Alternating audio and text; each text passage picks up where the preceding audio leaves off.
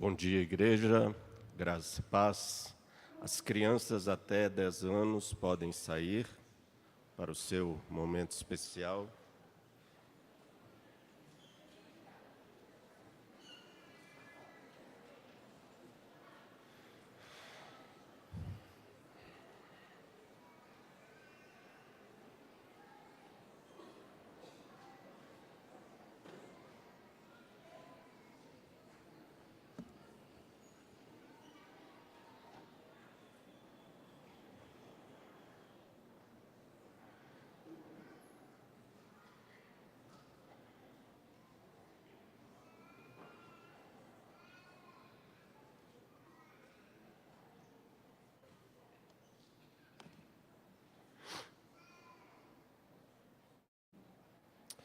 Queria convidar a igreja a abrirmos a Bíblia em 1 Pedro, capítulo 1.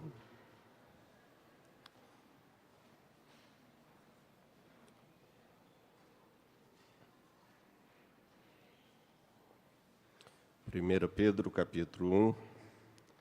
Nós vamos comentar os versos 20 e 21, mas eu queria ler o 18 e o 19 também, só para nos inteirarmos do contexto. 1 Pedro 1, verso 18 a 21. Nos diz a palavra do Senhor: sabendo que não foi mediante coisas corruptíveis, como prata ou ouro, que fostes resgatados do vosso fútil procedimento que vossos pais vos legaram, mas pelo precioso sangue, como de cordeiro, sem defeito, sem mácula, o sangue de Cristo, conhecido com efeito antes da fundação do mundo, porém manifestado no fim dos tempos por amor de vós, que por meio dele tendes fé em Deus, o qual o ressuscitou dentre os mortos e lhe deu glória, de sorte que a vossa fé e esperança estejam em Deus. Oremos. Pai querido, obrigado, Senhor, por este culto, pelos momentos de louvor, de adoração, por este momento que temos para meditar na Tua palavra. Fale conosco, ó Pai, que possamos ouvir a Tua voz, sermos edificados por Ti. Abençoe meus irmãos que estarão ouvindo, que eles sejam edificados pelo Senhor, que o Senhor me dê a Tua graça também de transmitir com unção, ó Pai, a Tua palavra. É o que nós choramos, em nome de Jesus. Amém. Queridos, no final do verso 20, nós lemos que tudo isso Deus fez por amor de cada um de nós, por amor de vós. E eu queria falar nesta manhã acerca daquilo que Deus tem feito por nós, por amor a cada um de nós. E a primeira coisa que nos salta aos olhos ao lermos este texto é que o Cordeiro de Deus foi morto antes da fundação do mundo. O mundo ainda nem existia quando Jesus foi morto. O verso 20 nos diz: conhecido com efeito antes da fundação do mundo, porém manifestado no fim dos tempos por amor de vós. A palavra conhecido aqui é a palavra pré-conhecimento, ter um conhecimento de antemão. É a mesma palavra que Pedro usa no capítulo 1, no verso 2, quando ele fala que nós fomos eleitos segundo a presciência de Deus, o pré-conhecimento de Deus. Fomos conhecidos antes, de antemão. E o tempo do verbo é interessante, porque na língua grega ele está no particípio perfeito, que pode nos dar a ideia de que ele tem sido conhecido desde toda a eternidade até o presente. E a palavra conhecido aqui é conhecer no sentido hebraico, ser amado, escolhido, eleito. Isso revela um propósito divino. Já parou para pensar nisso? Deus atribui a Cristo um papel predestinado desde a eternidade. Um decreto eterno que se cumpre na história no nosso tempo. Jesus foi morto antes da fundação do mundo. Cristo foi escolhido como Cordeiro de Deus, imolado antes da fundação do mundo. Portanto, quando Eva e Adão foram feitos, o Cordeiro de Deus já tinha sido morto. O sangue dele já tinha sido derramado. Então, Deus fez o homem já com a necessidade da graça de Deus ter que alcançá-lo.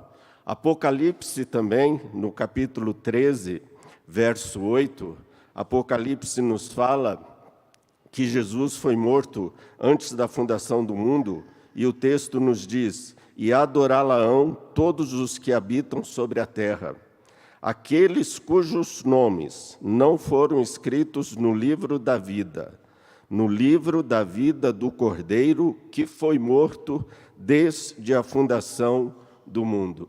Irmãos, tudo já estava planejado. Nada que acontece na história pega Deus de surpresa.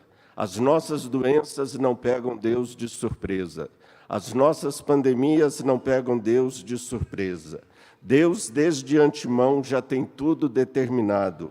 Deus é soberano, Deus reina, Deus escreve a história, Deus escreve a minha história, Deus escreve a sua história. Nada acontece na história sem o consentimento de Deus. A morte de Cristo não foi um acidente. A morte de Cristo não foi fruto do acaso. A graça e a redenção não era um segundo plano, porque o homem pecou, Deus então colocou em ação o plano B. Não. A graça, a salvação, a morte de Cristo nunca foi um plano B. Quando nós lemos em Atos, no capítulo 2, verso 23, e vários outros versículos de Atos, mas no capítulo 2, verso 23, falando da morte de Jesus, o Lucas nos diz: sendo este Jesus entregue pelo determinado desígnio e presciência de Deus, vós o mataste, crucificando por mãos de iníquos. Vejam que interessante, por trás da morte de Jesus encontra-se o próprio Deus. Jesus foi entregue não por mãos de Judas, Jesus foi entregue por mãos do próprio Deus. A cruz não foi um acidente, a cruz foi pré-ordenada por Deus. Quando lemos ainda em Atos, no capítulo 3, verso 18, nós lemos: mas Deus assim cumpriu o que dantes anunciara por boca de todos os profetas, que o seu Cristo havia de padecer. Todos os profetas já tinham dito aquilo pelo que Jesus iria passar. Em Atos capítulo 4, verso 28, ainda falando sobre o mesmo assunto, Lucas diz: para fazer em tudo o que a tua mão, o teu propósito pré-determinaram.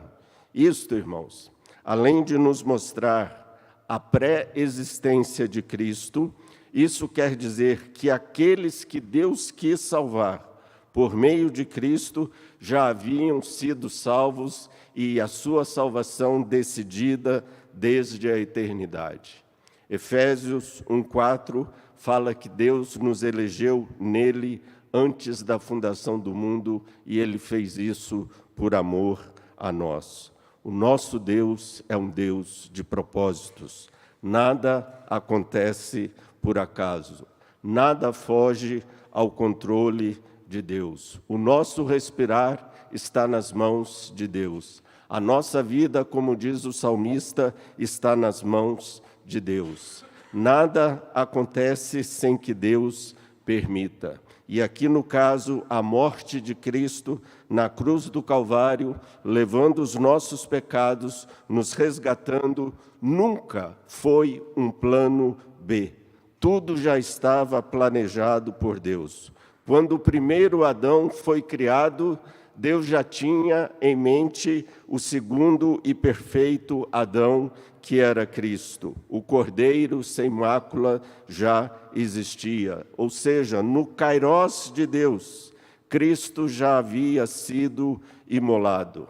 É interessante porque Deus já conhece o fim da nossa jornada antes mesmo de nós a percorrermos. Deus conhece o fim da história desde o seu começo. Se assim não fosse, Deus não seria Deus. E porque assim é porque Deus é quem Ele é. Ele é Deus, Ele é soberano. O verso 20 nos diz: manifestado no fim dos tempos. Outro texto muito interessante, muito bonito, manifestado. E a palavra manifestado aqui é a palavra revelado. Revelado nestes tempos. Revelação. Cristianismo é uma questão de revelação. E a palavra revelado, o verbo está na voz passiva. Deus é o agente da revelação. Nós só podemos conhecer Deus a partir daquilo que Ele mesmo se revela a nós, ou só podemos conhecê-lo na medida em que Ele se revela a nós. Santo Agostinho, sobre isso, gostava muito de citar o Salmo 36, versículo 9, que diz: pois em ti está o manancial da vida, na tua luz nós vemos a luz, na tua luz nós vemos a tua luz. Eu e você não estaríamos aqui se Deus um dia não tivesse se revelado a nós. Nós jamais saberíamos quem Deus é se Ele não tivesse se revelado a nós. Sabemos que Jesus é o Messias, sabemos que Jesus é o Cordeiro de Deus que tira o pecado do mundo, tão somente porque um dia Deus se revelou a nós. Deus revelou o seu Filho a nós. Muitos têm olhos, irmãos, mas não veem. Muitos estão diante de Jesus, mas não conseguem vê-lo como o Messias, como o Cordeiro de Deus, como o Filho unigênito de Deus, o Cordeiro perfeito, sem mácula, que tira o pecado do mundo. O fato de eu e você termos sido alvos, objetos desta revelação, isto é graça de Deus. É amor que nos constrange. É amor que nos constrange a uma vida de gratidão, a uma vida de santidade. E nos diz o verso 20 que Ele revelou isso a nós no fim dos tempos, nos últimos dias. Esse tempo que nós estamos vivendo, a Bíblia chama de últimos tempos, de última hora. Esse fim dos tempos é o tempo que vai entre a primeira e a segunda vinda de Cristo. Esse interregno entre a primeira e a segunda vinda de Cristo, a Bíblia chama de o último tempo. É o último toque do relógio de Deus. O intervalo que nós estamos vivendo entre a primeira e a segunda vinda de Cristo. Eu e você estamos vivendo no tempo do fim. 2 Timóteo, capítulo 3, versículo 1, Timóteo nos diz: sabe, porém, isso, nos últimos dias sobrevirão tempos difíceis. Estamos vivendo tempos difíceis, tempos de lutas, tempos de guerras. 1 aos Coríntios, capítulo 10, versículo 11, nos fala: estas coisas lhe sobrevieram como exemplos e foram escritas para advertência nossa, de nós outros, sobre quem os fins dos séculos têm chegado.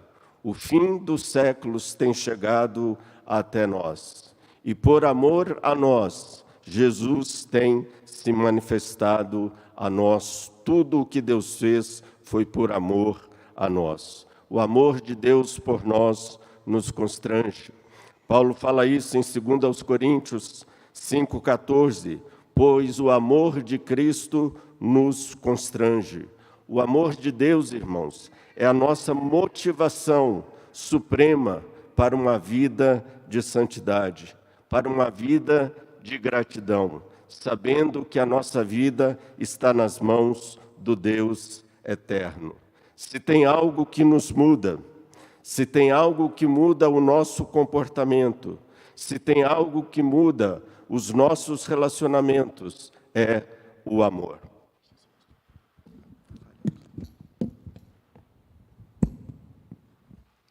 Muito obrigado. Se tem algo que nos muda, é o amor. O nosso amor por Deus muda a nossa forma de viver. O nosso amor por Deus muda o nosso comportamento. O nosso amor por Deus muda a forma de nós nos relacionarmos com Ele. O amor nos incentiva a uma vida de gratidão, a uma vida de santidade.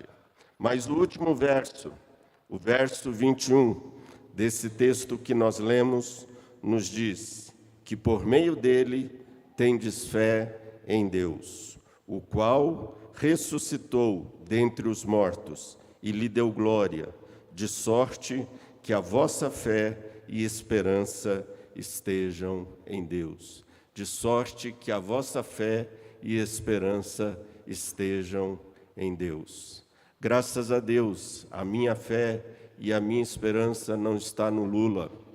A minha fé e a minha esperança não está no Jair Messias Bolsonaro. A minha fé e esperança está em Deus. Temos que colocar a nossa fé e a nossa esperança não nos homens, não nos políticos, mas temos que colocar a nossa fé e a nossa esperança em Deus. Nesse tempo do fim, Pedro fala, é necessário pormos a nossa fé em Deus. Aquilo que nos sustenta, aquilo que nos mantém em pé é a nossa fé em Deus. Aquilo que nos mantém de pé em meio às lutas, em meio às guerras, em meio às privações, em meio às doenças, em meio às pandemias, o que nos mantém em pé é a nossa fé. Em tempos difíceis, o que conta é a nossa fé. Em tempos de eleição, o que conta é a nossa fé.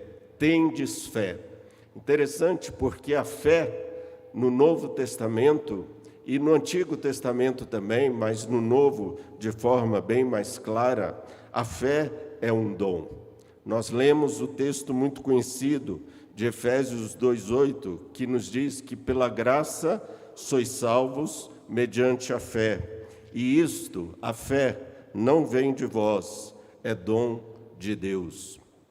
E há um texto ainda que eu gosto muito, em Tito 1:1, que nos diz, Paulo, servo de Deus e apóstolo de Jesus Cristo, para promover a fé que é dos eleitos. A fé que é dos eleitos. A fé que temos é uma graça de Deus, é um dom de Deus. Quem tem fé é aquele que Deus elegeu. Isso é graça. Nos diz o texto, por meio dele, por meio de Cristo, todas as nossas bênçãos são mediadas por Cristo. Todas as bênçãos que nós temos, nós as recebemos por meio de Cristo.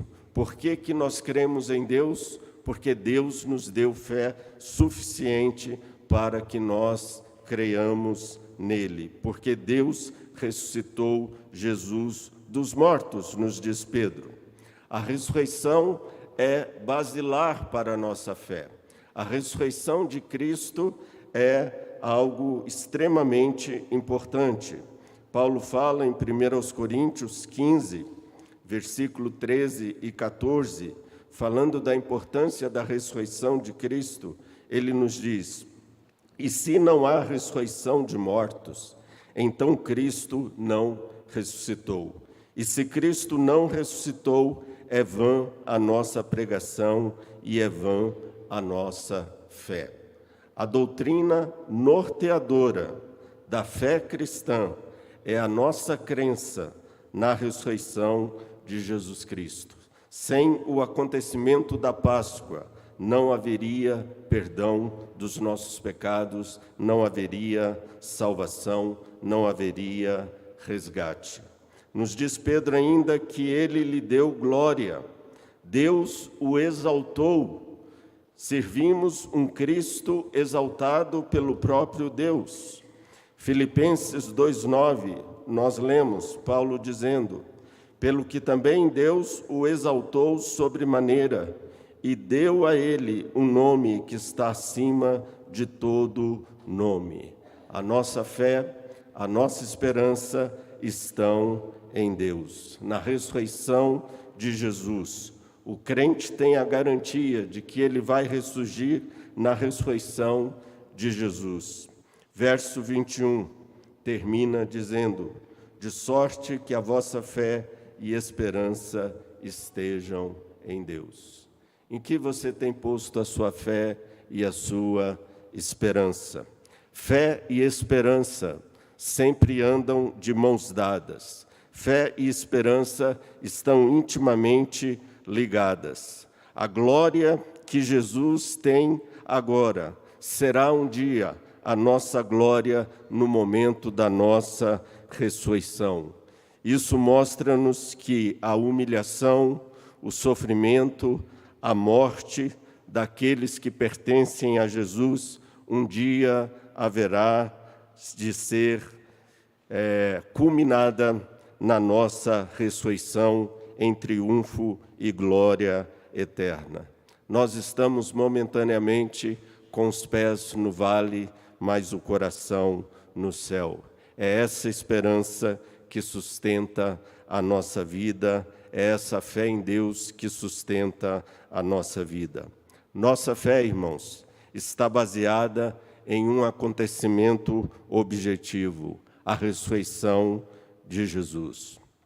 William Barclay foi um grande erudito do Novo Testamento.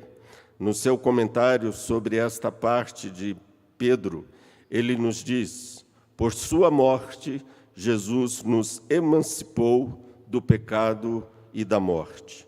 Porém, por sua ressurreição, nos deu uma vida que é tão gloriosa e indestrutível como a sua própria vida. Por sua triunfante ressurreição, nós temos fé e esperança em Deus. A ressurreição de Jesus foi por amor a nós. Deus nos colocou em Cristo por amor a nós. Veja o verso 20. Por amor de vós. Jesus morreu, Jesus ressuscitou por amor a nós. A morte substitutiva de Cristo na cruz do Calvário, a sua ressurreição e a sua glorificação são provas do amor de Deus por nós. Isso nos incentiva a uma vida de santidade. Isso nos incentiva a uma vida de gratidão. E eu concluo dizendo: tenha fé em Deus, não perca a sua esperança. Você serve um Deus soberano, você serve um Deus que lhe tem nas palmas de suas mãos. Você serve o Cordeiro de Deus que morreu e ressuscitou, venceu a morte, vivo está, glorificado e um dia voltará para nos levar. Servimos ao Cordeiro de Deus que nos comprou para o próprio Deus. Fomos comprados por Deus e para o próprio Deus. Um dia Ele vai voltar para buscar-nos. Um dia Ele vai voltar para buscar a sua igreja. E Ele nos glorificará junto com Ele. Tudo isso por amor a nós. Este é, irmãos, o grande amor de Deus. Amor que nos constrange. Amor que nos dá condições de seguirmos em frente. Não importam as circunstâncias, Deus está conosco. Oremos ao Senhor. Pai querido, obrigado pela Tua palavra, pelo Cordeiro de Deus que foi morto antes da fundação do mundo. Obrigado por tão grande amor manifestado a nós na cruz do Calvário. Obrigado porque Jesus ressuscitou, nós vamos ressuscitar. Obrigado pela nossa fé que o Senhor tem nos dado. E assim como os discípulos pediram, nós te pedimos também, Pai, aumenta a nossa fé. Aumenta a nossa fé. Dai-nos, ó Pai, esse escudo da fé, que ele seja inabalável, que essa nossa fé seja inabalável, que a nossa fé esteja sempre posta em Ti.